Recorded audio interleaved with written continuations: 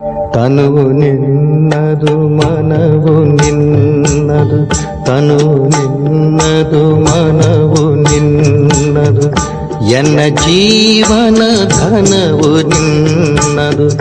ನಾನು ನಿನ್ನವನೆಂಬ ಹೆಮ್ಮೆಯ ಋಣವು ಮಾತ್ರವೇ ನನ್ನದು. ತನು ನಿನ್ನದು ಮನವು ನಿನ್ನದು.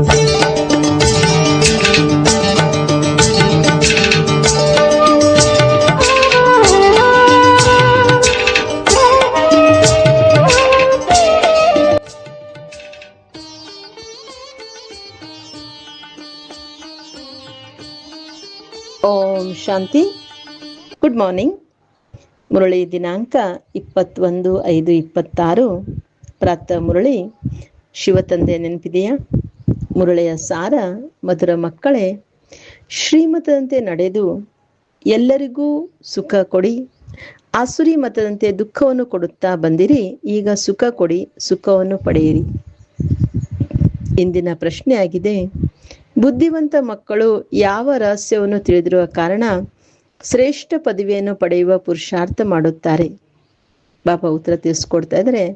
ಅವರು ತಿಳಿದುಕೊಳ್ಳುತ್ತಾರೆ, ಇದು ಸುಖ ಮತ್ತು ದುಃಖ, ಸೋಲು ಮತ್ತು ಗೆಲುವಿನ ಆಟವಾಗಿದೆ. ಈಗ ಅರ್ಧಕಲ್ಪ ಸುಖದ ಆಟವು ನಡೆಯುವುದಿದೆ.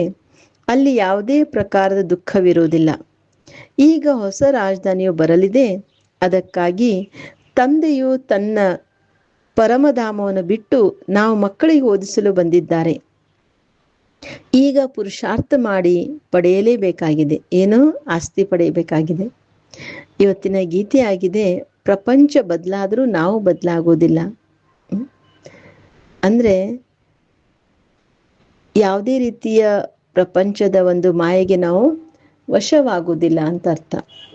ಓಂ ಶಾಂತಿ. ಮಧುರಾತಿ ಮಧುರ ಮಕ್ಕಳು, ಅರ್ಥವನ್ನು ತೆಗೆದುಕೊಂಡಿರಿ. ಇಲ್ಲಿ ಯಾವುದೇ ಪ್ರತಿಜ್ಞೆಯನ್ನು ಮಾಡುವ ಅವಶ್ಯಕತೆ ಇಲ್ಲ. ಇದು ಕೇವಲ ಆತ್ಮದಲ್ಲಿ ತಿಳುವಳಿಕೆ ಬೇಕಾಗಿದೆ.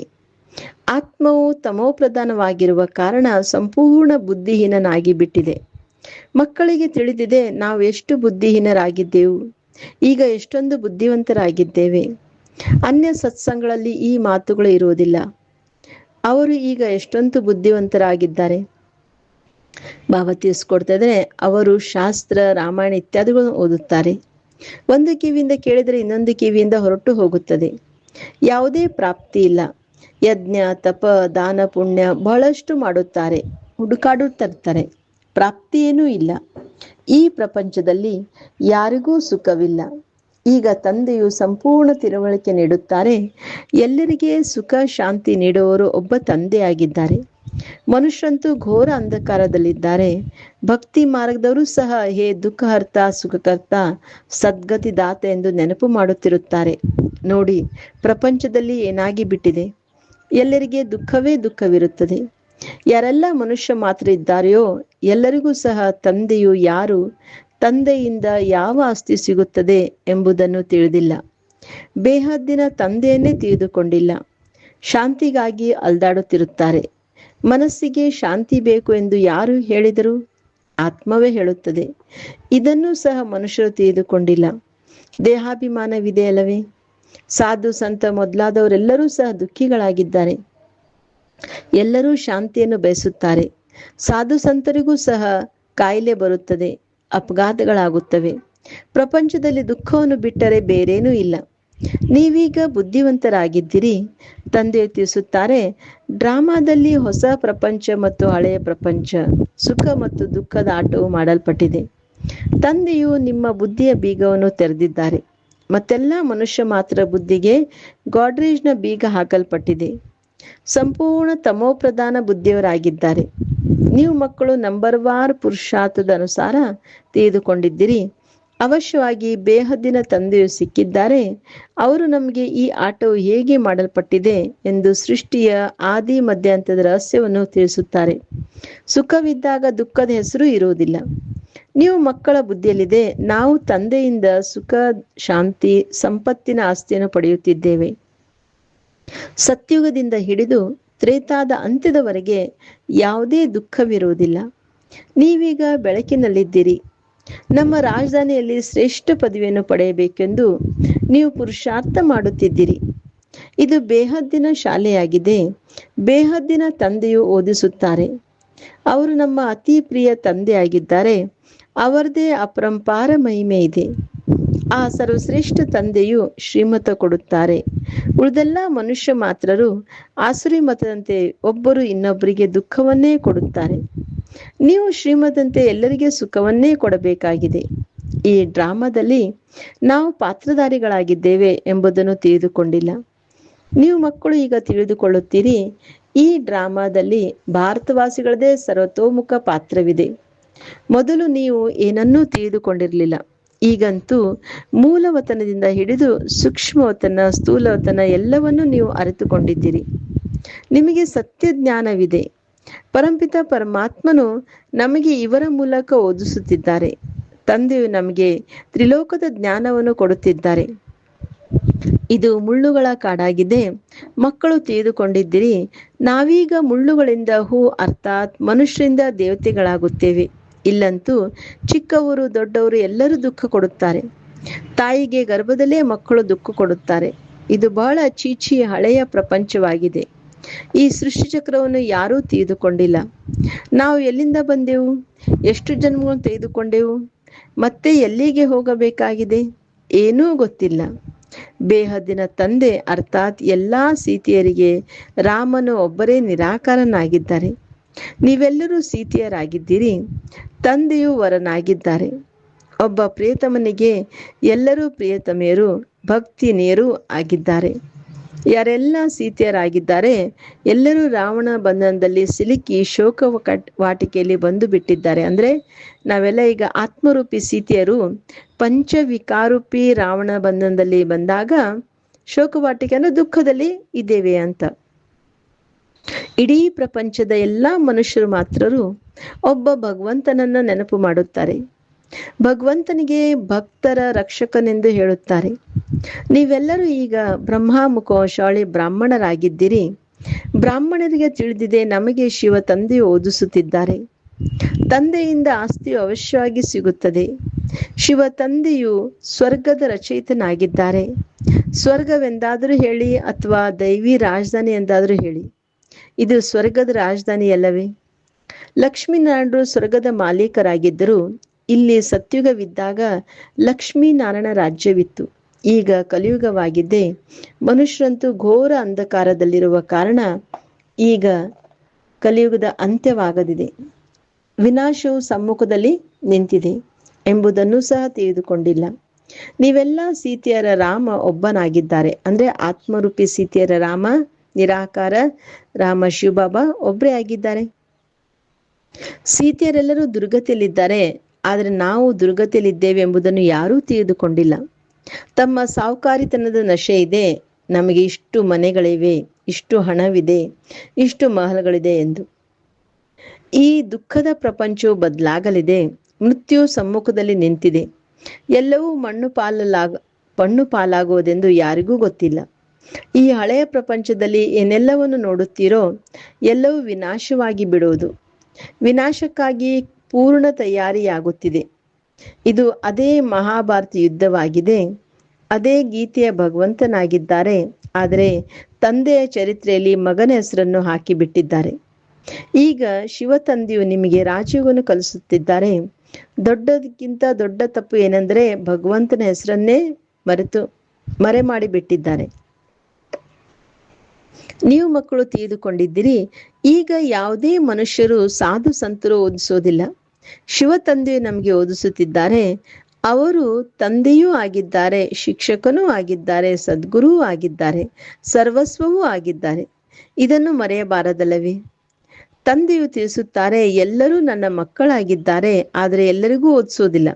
ನಾನು ಭಾರತವಾಸಿಗಳಿಗೆ ಪುನಃ ರಾಜ್ಯವನ್ನು ಕಲಿಸಲು ಬಂದಿದ್ದೇನೆ. ಭಾರತವಾಸಿಗಳು ಸ್ವರ್ಗವಾಸಿಗಳಾಗಿದ್ದರು, ವಜ್ರ ಸಮಾನವಾಗಿದ್ದರು.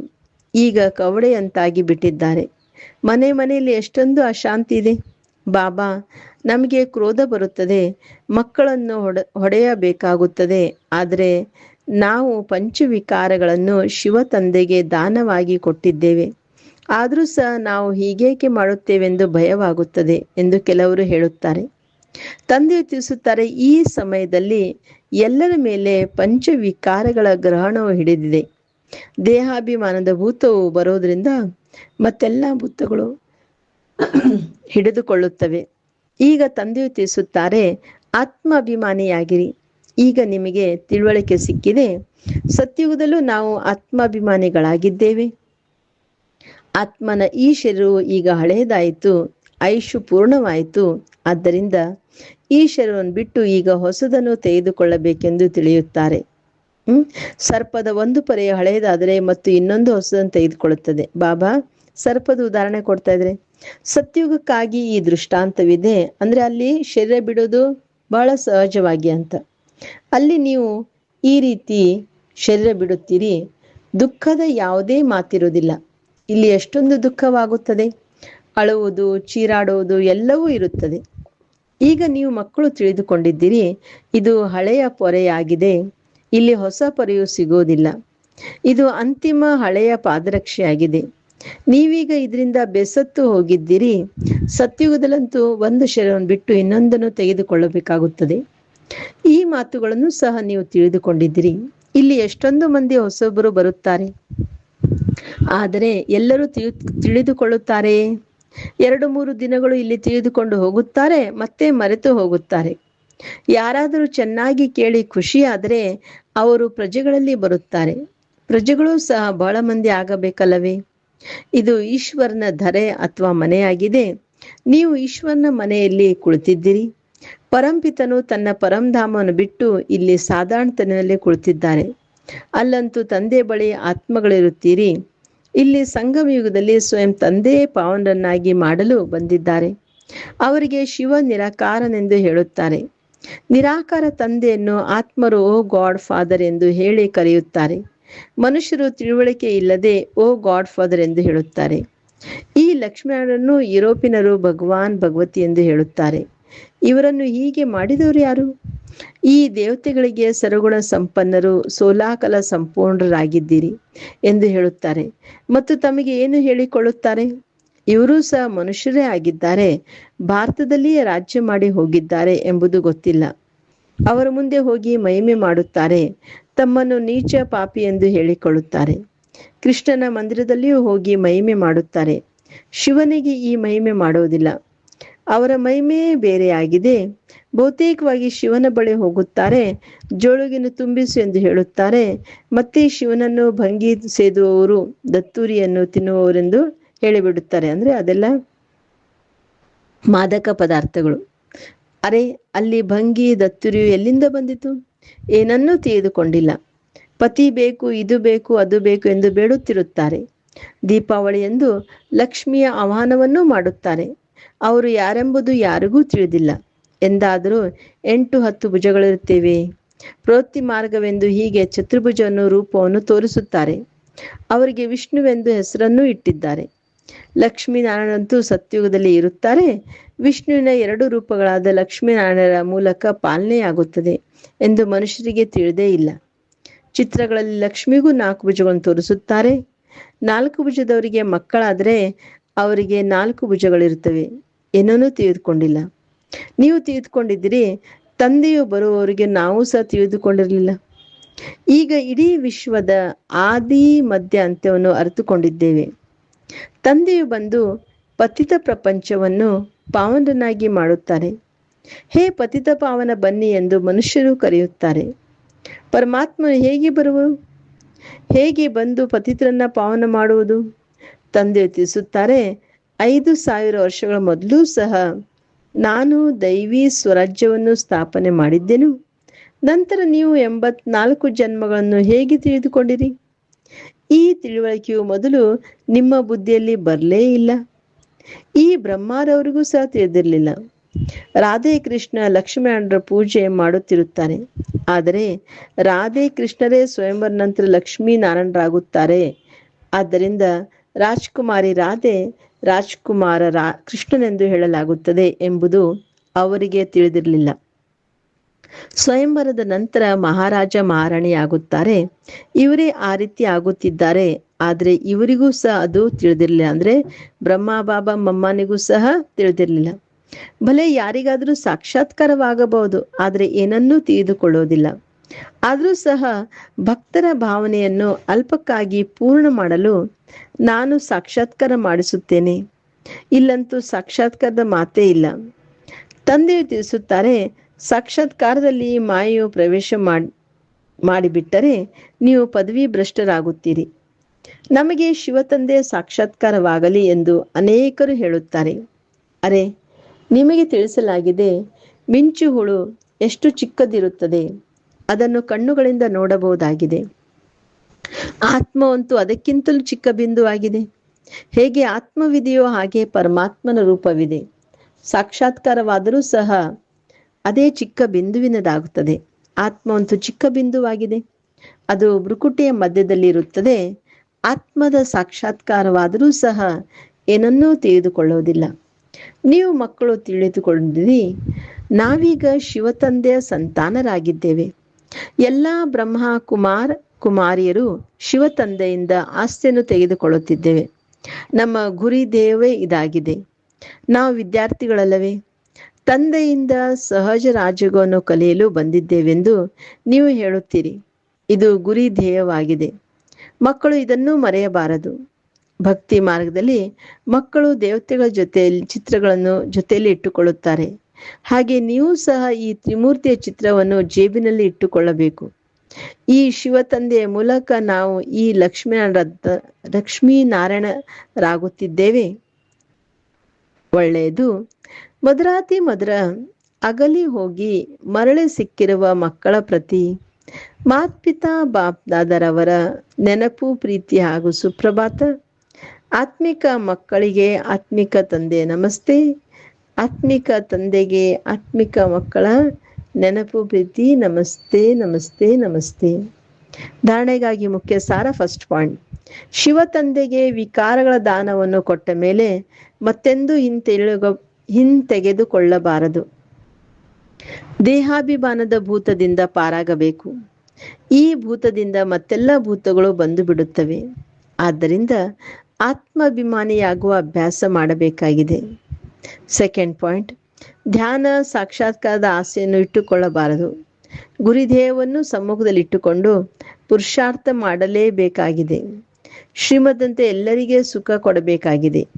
ಇವತ್ತಿನ ವರದಾನ ಆಗಿದೆ, ಮಾಡಿಸುವವರ ಸ್ಮೃತಿಯಿಂದ ಸೇವೆಯಲ್ಲಿ ಸದಾ ನಿರ್ಮಾಣದ ಕಾರ್ಯವನ್ನು ಮಾಡುವಂತಹ ಕರ್ಮಯೋಗಿ ಭವ. ಯಾವುದೇ ಕರ್ಮವು ಕರ್ಮಯೋಗಿಯ ಸ್ಥಿತಿಯಲ್ಲಿ ಪರಿವರ್ತನೆ ಮಾಡಿರಿ. ಕೇವಲ ಕರ್ಮ ಮಾಡೋರಲ್ಲ, ಆದರೆ ಕರ್ಮಯೋಗಿ ಆಗಿದ್ದೀರಿ. ಕರ್ಮ ಅರ್ಥಾತ್ ವ್ಯವಹಾರ ಮತ್ತು ಯೋಗ ಅರ್ಥಾತ್ ಪರಮಾರ್ಥ. ಎರಡರ ಸಮತೋಲನವಿರಲಿ. ಶರೀರ ನಿರ್ವಹಣೆ ಹಿಂದೆ ಆತ್ಮ ನಿರ್ವಹಣೆಯನ್ನು ಮರೆಯಬಾರದು. ಏನೆಲ್ಲ ಕರ್ಮವನ್ನು ಮಾಡುತ್ತೀರಿ ಅದು ಈಶ್ವರನ ಸೇವಾರ್ಥವಾಗಿ ಇರಲಿ. ಇದಕ್ಕಾಗಿ ಸೇವೆಯಲ್ಲಿ ನಿಮಿತ್ತನೆಂಬ ಮಂತ್ರ ಅಥವಾ ಮಾಡಿಸುವವರ ಸ್ಮೃತಿಯ ಸಂಕಲ್ಪವು ಸದಾ ನೆನಪಿರಲಿ. ನಾನು ಮಾಡಿಸುವವರನ್ನು ಮರೆಯದಿದ್ದರೆ ಸೇವೆಯಲ್ಲಿ ನಿರಹಂಕಾರಿ ಗುಣವೇ ನಿರ್ಮಾಣ ಮಾಡುತ್ತಿರುತ್ತದೆ. ಇವತ್ತಿನ ಶ್ಲೋಗನ್ ಆಗಿದೆ, ಸೇವೆ ಅಥವಾ ಸಂಪರ್ಕದಲ್ಲಿ ವಿಘ್ನ ಉಂಟಾಗಲು ಕಾರಣವೇನೆಂದರೆ ಹಳೆಯ ಸಂಸ್ಕಾರವಿರುವುದು. ಈ ಸಂಸ್ಕಾರಗಳೊಂದಿಗೆ ವೈರಾಗ್ಯವಿರಲಿ. ಇವತ್ತಿನ ಅವ್ಯಕ್ತ ಸೂಚನೆ, ಸದಾ ಅಚಲ ಅಡೋಲ ಏಕರಸ ಸ್ಥಿತಿಯ ಅನುಭವ ಮಾಡಿ. ಎಲ್ಲದಕ್ಕಿಂತ ಶ್ರೇಷ್ಠ ಸಿಂಹಾಸನ ಬಾಪ್ ದಾದರವರ ಹೃದಯ ಸಿಂಹಾಸನ ಅಧಿಕಾರಿಯಾಗಿ. ಆದರೆ ಈ ಸಿಂಹಾಸನ ಮೇಲೆ ಕುಳಿತುಕೊಳ್ಳಲು ಮೊದಲು ಅಚಲ ಅಡೋಲ ಏಕರ ಸ್ಥಿತಿಯ ಆಸನ ಬೇಕಾಗಿದೆ. ಯಾವಾಗ ಅಕಾಲ ಸಿಂಹಾಸನ ಅಧಿಕಾರಿ ಆಗುವ ಅಭ್ಯಾಸ ಇರುವುದು, ಆಗ ಏಕರಸ ಸ್ಥಿತಿ ಆಸನದ ಮೇಲೆ ಕುಳಿತುಕೊಳ್ಳಲು ಸಾಧ್ಯ. ಹೇಗೆ ಆ ತಪಸ್ವಿಗಳು ಸದಾ ಆಸನದ ಮೇಲೆ ಕುಳಿತುಕೊಳ್ಳುತ್ತಾರೆ, ಅದೇ ರೀತಿ ತಾವು ತಮ್ಮ ಏಕರಸ ಸ್ಥಿತಿ ಆಸನದ ಮೇಲೆ ವಿರಾಜಮಾನರಾಗಿರಿ.